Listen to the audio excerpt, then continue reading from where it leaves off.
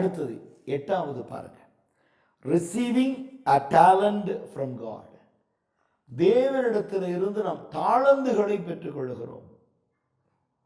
For the kingdom of heaven is as a man traveling into a far country, who called his own servants and delivered unto them his goods. And unto one he gave 5 talents, to another 2, and to another 1, to every man according to his several ability, and straightway took his journey. மத்தேயு 25ஆம் அதிகாரம் 14-15 வசனங்களை பார்க்கிறோம். இப்போ தேவனுடைய ராஜ்யம் என்பது ஒரு மனுஷன் வேறு தேசத்திற்கு பிரயாணமாய் போகிற பொழுது தன்னுடைய சொந்த வேலைக்காரர்களை அழைத்து ஒருவனுக்கு 5 தாலந்தும், ஒருவனுக்கு 2 தாலந்தும், ஒருவனுக்கு 1 தாலந்தும் கொடுத்து அவன் செய்கிறான். அவர்கள் ஒழுங்கும் கிரமமுமாய் அந்த தாளந்துகளை பயன்படுத்த வேண்டும் என்று தேவன் சொல்கிறார். அப்போ ஒரு எஜமான் தூர தேசத்திற்கு, வெளியே வேற தேசத்திற்கு செல்லுகிற பொழுது அவன் தன்னிடத்தில் இருக்கிறதை 3 வேலைக்காரர்களுக்கும் பிரித்து கொடுக்கிறான். ஆனால் அங்க ஒரு காரியத்தை நம்ம கவனித்து பார்த்தோம்னு சொன்னா, அந்த 5 தாலந்தை பெற்றவனுக்கு பெருமையோ மேன்மையோ அல்ல, 2 பெற்றுக்கொண்டவனுக்கு தாழ்மை இல்லை, 1 பெற்றுக்கொண்டவனுக்கும் அந்த தாழ்மைப்படவில்லை. இந்த 5 பெற்றவன் 5 10ஆக்குகிறான், 2 பெற்றவன் 2 4ஆக்குகிறான், 1 பெற்றுக்கொண்டவன் புதைத்து வைக்கிறான்.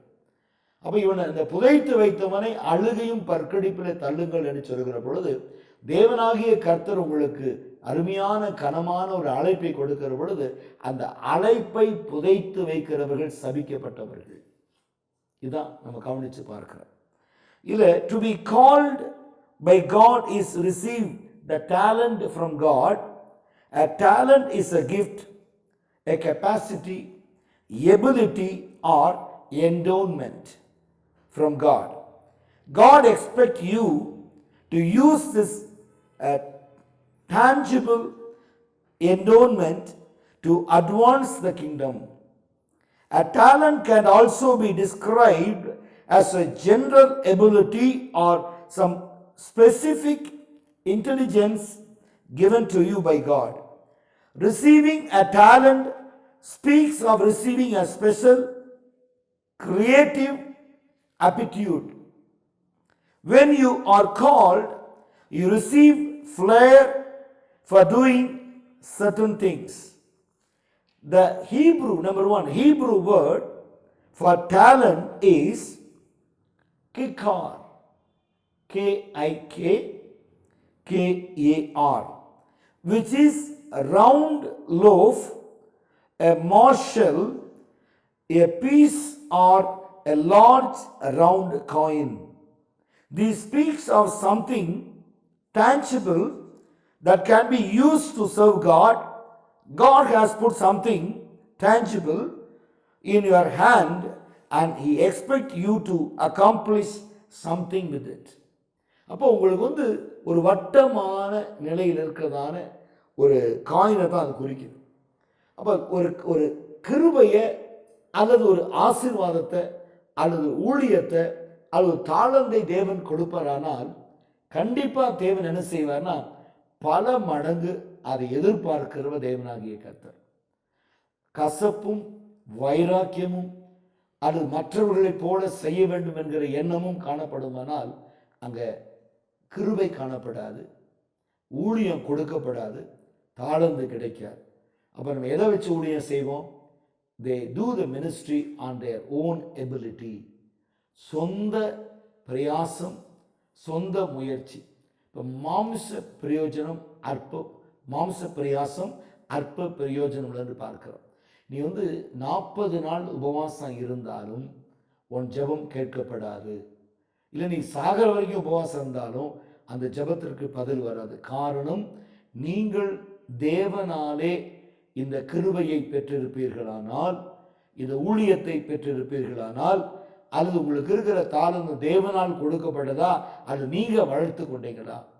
We are speaking the word of God by the given by talent given by God, or you learned and experienced by others. மற்றவர்கள் பேசுகிறத பார்த்து காப்பி அடித்து வளரணுங்கிற எண்ணம் வந்துருச்சுன்னா உங்களுக்கு தாளந்து கொடுக்கப்படாது, நீங்கள் பிரயோஜனம் அற்றவர்கள், பயன்படுத்த முடியாது. அப்போ அடுத்த காரியம் நம்ம பார்க்கும் பொழுது, in the Greek word for talent is talenton, talanton, talenton, and speaks of weight used for a balance. Once again, it signifies something tangible you have been given to use. இப்போ நம்ம நிறைய வேதாகமங்கள் இருக்கு அப்படின்னு சொன்னால், I am using the Bibles, various Bible in various situation and various circumstances. I am using the Bibles. One what other I am taking the message out of it. அப்போது அது எல்லாத்தையும் நான் புதைச்சி வைக்காமல் அதை நான் பயன்படுத்தி கொண்டு இருக்கிறேன். யாராவது ரொம்ப அவங்களுக்கு ஒரு பைபிள் கொடுக்குறோம், அவங்களுக்கு ஒரு சப்ஜெக்ட் கொடுக்குறோம், எடுத்து பயன்படுத்துகிறோம். அது receiving a talent from God. ஒன்பதாவது, receiving a gift from God. இப்போ அழைப்பு வருகிற பொழுது ஒவ்வொன்றிலும் நாம் மேற்கொண்டு கடந்து போய்கொண்டே இருக்க வேண்டும், நடந்து கொண்டே இருக்க வேண்டும். To be called by God means you have received a gift from God. This gift is a natural capacity or talent freely given to you by God. To be called by God is to be given a natural capacity for certain things. This is why people who are called seem to do certain things effortlessly. If you are called as a pastor at church, you will have the gift of effortlessly looking after troublesome people for many years. இப்போ ஒரு தேவனுடைய வரங்கள் என்று சொல்கிற பொழுது, இந்த வரங்கள் தேவன் கையளிக்கிற பொழுது ஒரு சபை போதகர், ஒரு இந்த வரங்கள் இல்லாமல் சபை தொடங்குறார் அப்படின்னா, ஒரு எஃபர்ட்லெஸ், ஒரு எஃபர்ட் இல்லாமல் திடீர்னு அப்படி கையில் வந்துருச்சு சபை. இப்போ நம்ம சபை பார்த்தீங்கன்னா 29 வருஷத்துக்கு ஒரு கல் வச்சு கட்டியிருந்தா கூட இன்றைக்கி சொந்தமாக இன்றைக்கி கிட்டத்தட்ட ஒரு 5 ஏக்கரில் ஒரு சபை இருந்திருக்கும். ஆனால் நம்ம எடுத்த பிரயாசம் ஒரு சபை கட்டுவதற்கோ அல்லது நமக்கு பேரும் புகழும் உண்டாகுவதற்கு ஒரு பாபேல் டவர் போல நம்ம சபையை கட்டலை. இப்போ நம்ம கட்ட நினைத்தது ஒரு பாபேல் டவர் அல்ல, இயேசு கிறிஸ்து சுய ரத்தம் சிந்தி சம்பாதித்து எங்கள் கையில் கொடுத்த ஒரு சபை. அதுதான் உண்மையான ஊழியம். That is, we take more efforts to get a church from God. We receive the church from God. We are not snatch money from people and start a church. ரொம்ப வித்தியாசம் இருக்குது நிறையா. அப்போது இதுக்கு ஹீப்ரூ வேர்ட் நீங்கள் பார்த்தீங்கன்னா, if you are called to evangelize, you will have the gift of loving the poor masses. You have nothing to give in return. ரொம்ப முக்கியமாக கவனிக்கணும். The Hebrew word for gift is matan, M-A-T-T-A-N, matan, which means a present. Okay, அப்போ ஒரு gift தேவன் கொடுக்குறார் அப்படின்னா கிருபையை பெற்றுக்கொள்கிறோம், ஊழியத்தை பெற்றுக்கொள்கிறோம், தாளந்துகளையும் பெற்றுக்கொள்கிறோம். அடுத்து தேவன் கொடுக்கிறதான வரங்கள். இந்த வரம் என்பது கர்த்தர் நம்ம கொடுக்கிற பரிசு. பார்ப்பா, இவ்வளோ நாள் ஓடினேன், இவ்வளோ நாள் உண்மையாக இருந்தேன், இப்போ நான் வரங்களை கொடுக்குறேன், பரிசுத்த ஆவியை கொடுக்குறேன், தீர்க்க தரிசன வரங்களை கொடுக்குறேன், சுகமாக்குகிற வரங்களை கொடுக்குறேன், வெளிப்படுத்துகிற வரங்களை கொடுக்குறேன், அந்நிய பாஷை கொடுக்குறேன், பாஷைக்கு வியாக்கியானத்தை கொடுக்குறேன். இது தேவன் கொடுக்கிறதான present gifts.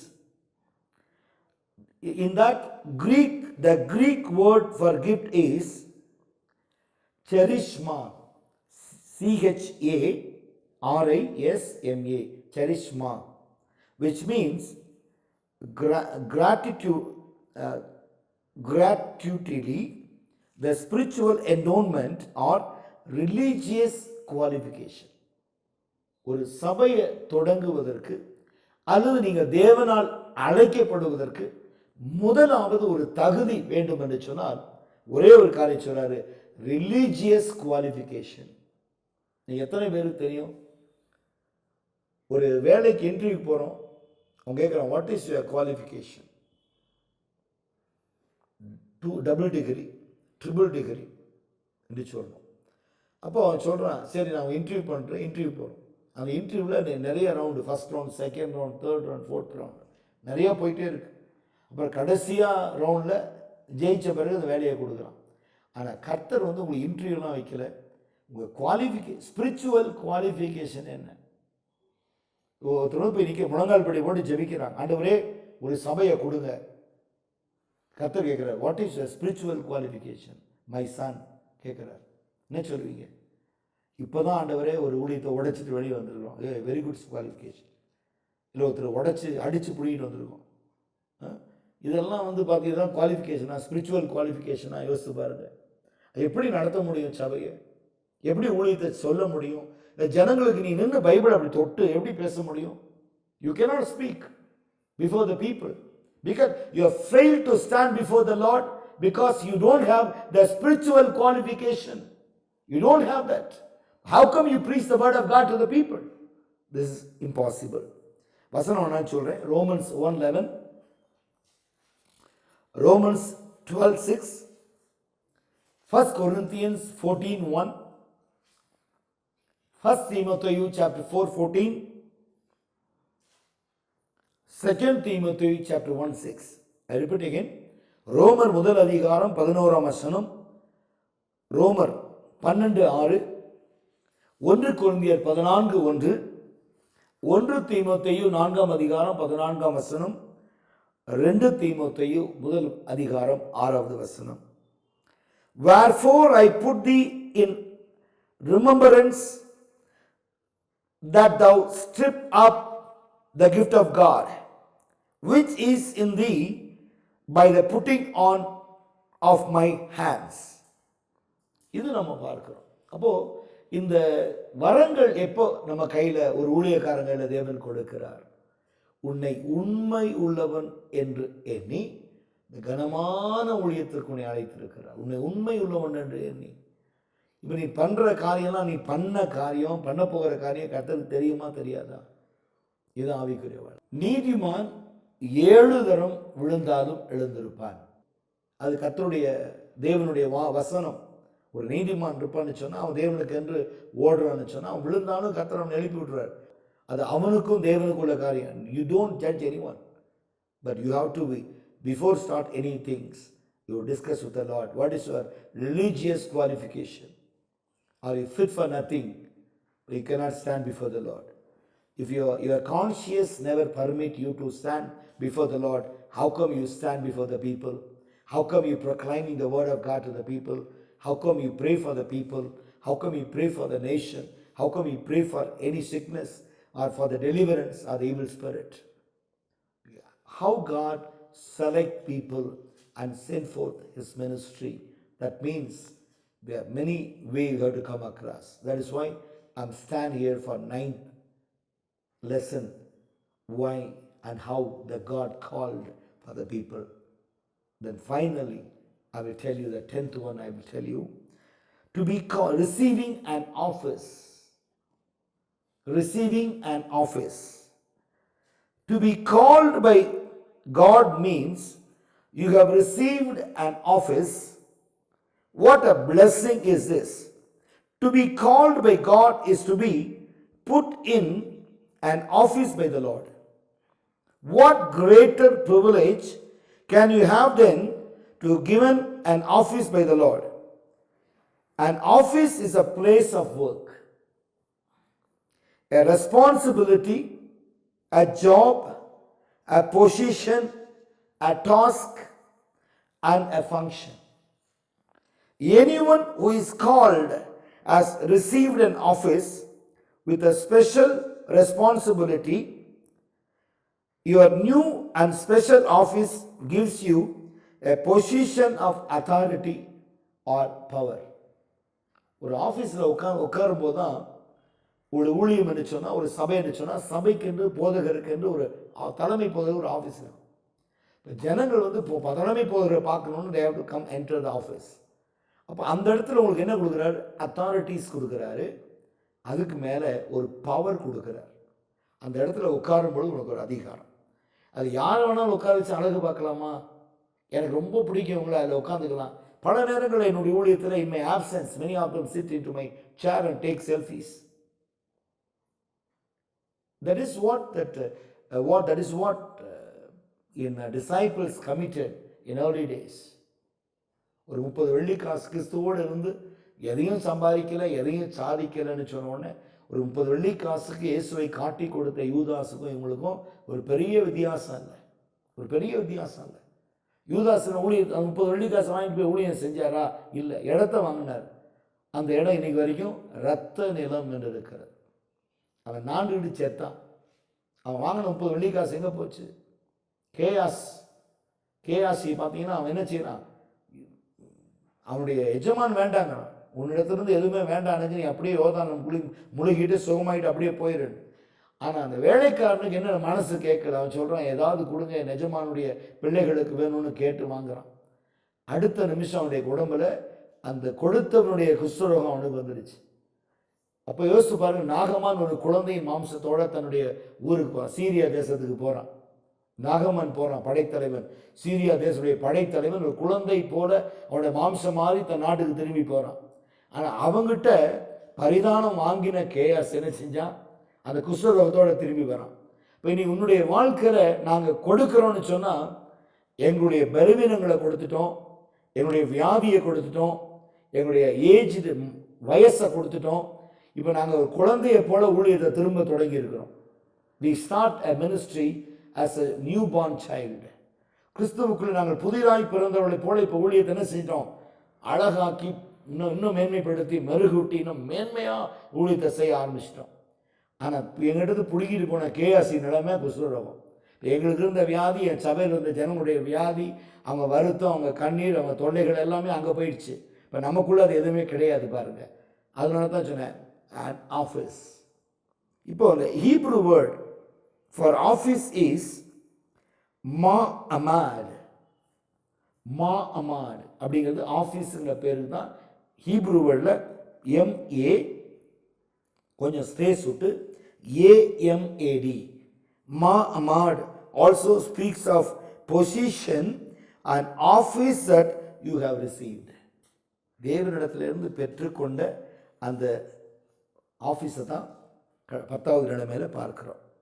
The Greek word for office is praxis. Praxis. Praxis refers to what has become your new function and practice. இப்போ ஒரு ஆஃபீஸ் வந்த பிறகு அந்த ஆஃபீஸ்குள்ளே போனோன்னு என்னென்ன தீர்மானங்கள் எடுக்கணும்? What is function? இந்த ஆஃபீஸ் எப்படி நடக்கணும்? எப்படி ப்ராக்டிஸ் பண்ண போகிறீங்க? That is very very important. இதுக்கு சில ரெஃபரன்ஸ் கொடுக்குறேன். How to receive a person office. Exodus 29:1, 1 Chronicles 9:22, 1 Chronicles 23:28, Nehemiah 13:13, Romans 11:13, Romans 12:4, and 1 Timothy 3:10. Once again I repeat, யாத்திராகமும் 29:1, 1 நாளாகமும் 9:22, 1 நாளாகமும் 23:28, 1 நாளாகமும் 23:28, நெகேமியா 13:13, ரோமர் 11:13, ரோமர் 12:4, 1 தீமோத்தேயு 3:10. இவைகள் தான் ரிசீவ் அன் ஆஃபீஸ். இப்போ நம்ம 10 காரியங்களை பார்த்தோம். தேவனாகிய கர்த்தர் உங்களை அழைக்கிற பொழுது இந்த 10 காரியங்களும் உங்கள் வாழ்க்கையில் தொடர்ந்து ஒன்றன் பின் ஒன்றாக கடந்து வருமானால் நீங்கள் தேவனுக்குள்ளே அழைக்கப்பட்ட ஒரு முழு நிச்சய அழைப்போடு நீங்கள் கடந்து போக தேவன் உங்களுக்கு சகல சம்பூர்ண நன்மைகளையும் கற்றுக் கொடுக்க போதுமானவர். இங்கே பார்க்கிறோம், what it means to be called, to be summoned distinctly. Number one, receiving a special mercy, appointed for a special purpose, and separated for God's purposes, to be sent out properly, receive grace from God, receiving a mercy from God, receiving talent from God, receiving a gift from God, receiving an office. இந்த 10 காரியங்களும் உங்களை அழைக்கிற பொழுது தேவனாகிய கர்த்தர் தொடர்ந்து உங்களை நடத்தவும், உங்களை பாதுகாக்கவும், உங்களை ஆசீர்வதிக்கவும் தேவனாகிய கர்த்தர் முற்றுமுடைய துணையும் தூணுமாய் இருந்து உங்களை வழி நடத்துவாராக. ஆமென். God bless you. ஜீவிப்பேனான் இயேசுவோடு வந்திடுவே அவர் வார்த்தையோடு.